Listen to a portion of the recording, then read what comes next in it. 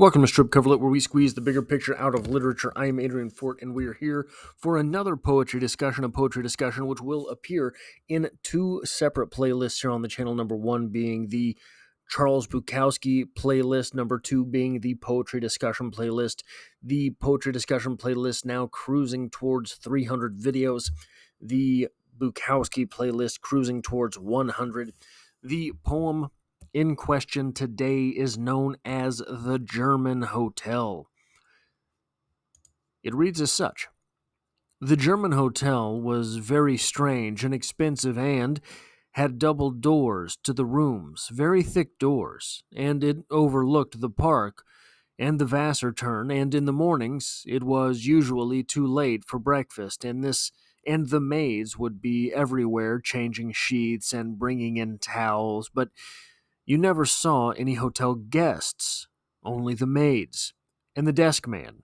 And the day desk man was all right because we were sober during the day, but we had trouble with the night man who was some sort of snob and not very good with getting the corkscrews and ice and wine glasses up to us, and he was always phoning to say the other guests objected to our noise. What other guests? I always told him that everything was quiet. Nothing was going on, that somebody must be crazy, so will you please stop ringing? But he kept ringing. He became almost like a companion to us through the night.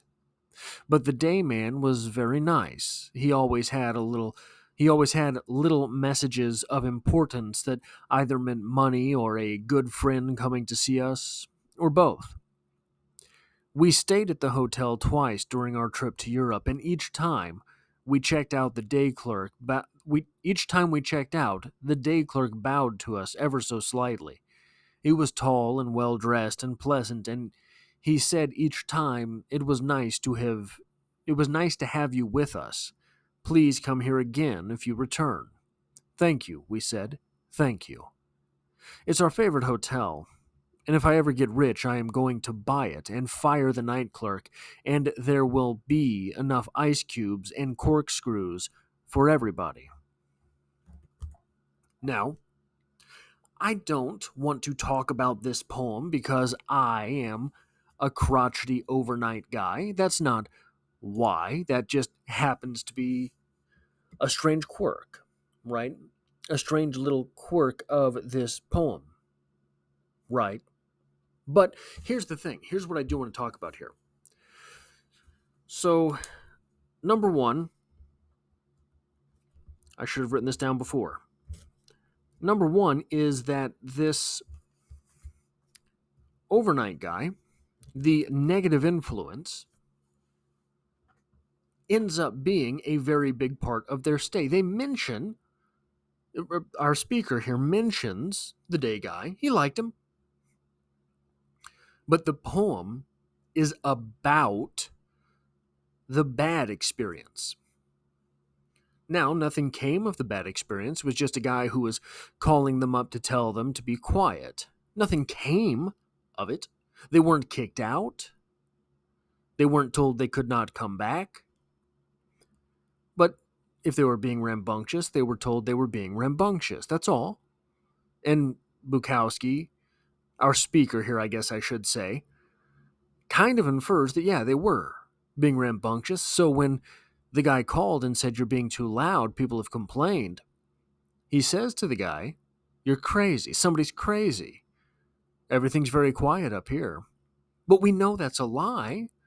A, because we know Bukowski, but B, because what they're asking for is the ice and the corkscrews and the wine glasses. We know they're drunk. And we know they're drunk because they're getting up too late for the daytime stuff. They're getting up too late for the breakfast, so they're being loud and rambunctious late. But the poem isn't about how great the day guy is. The poem is about the overnight guy. How much do we allow the negative influences not just into our lives, but also to shape our very perception?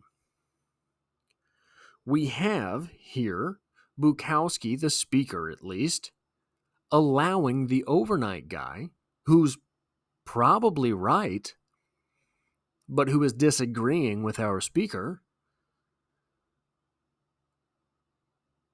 to paint the entire stay. So much so that, if he ever gets rich enough, he's going to buy that hotel and fire that fella.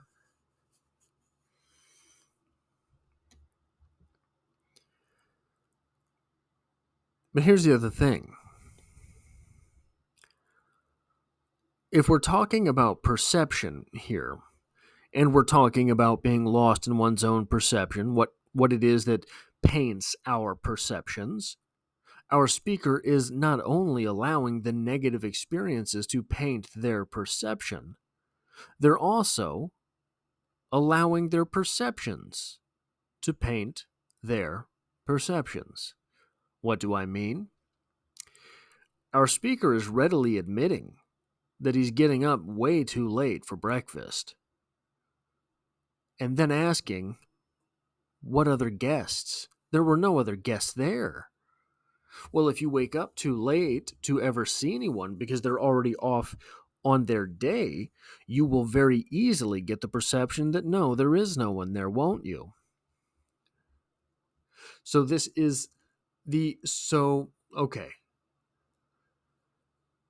The trick of a poem oftentimes is the perception. The trick of literature, really, is perception.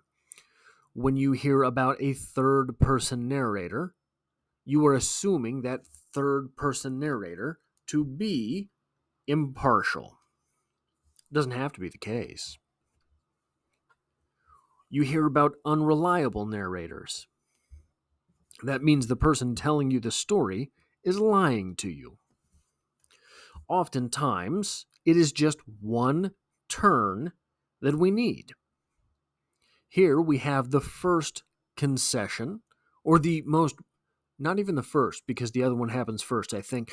We have the most basic concession being that disagreement and deception of the night clerk.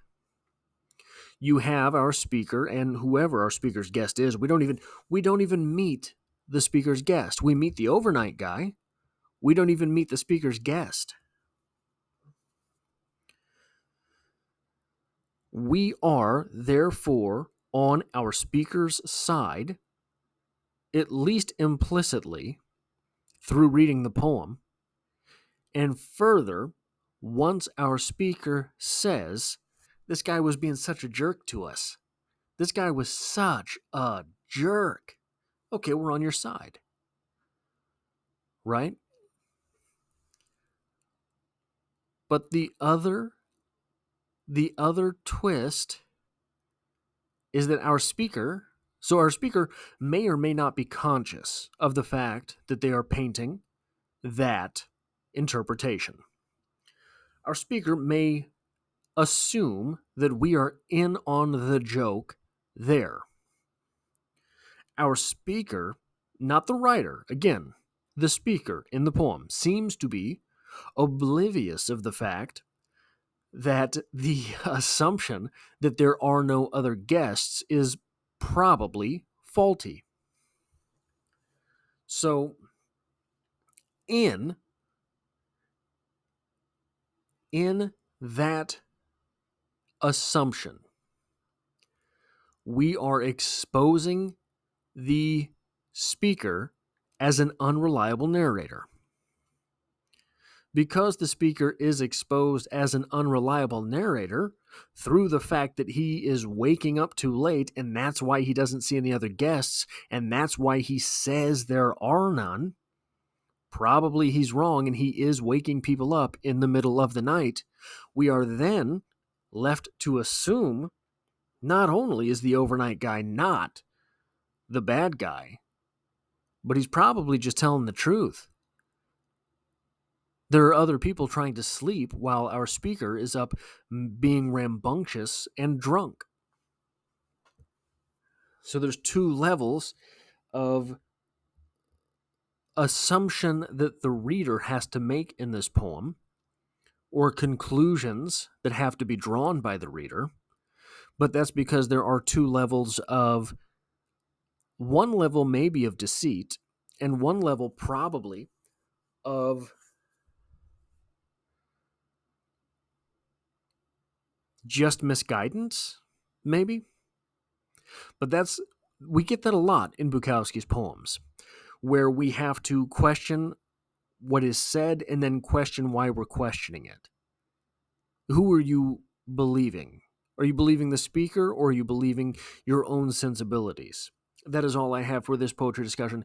If you enjoy what I do here or appreciate it, hitting the like button really does help me out here on the channel, as it tells YouTube to share this video with other literature lovers. And if you find yourself here by chance, but not design, consider hitting the subscribe button in order to stick around for more poetry discussions. There's poetry every Monday on the channel, but also I do short story read-alongs, I do novel read-alongs, all sorts of stuff here on the channel, and I hope to have you back for the next one.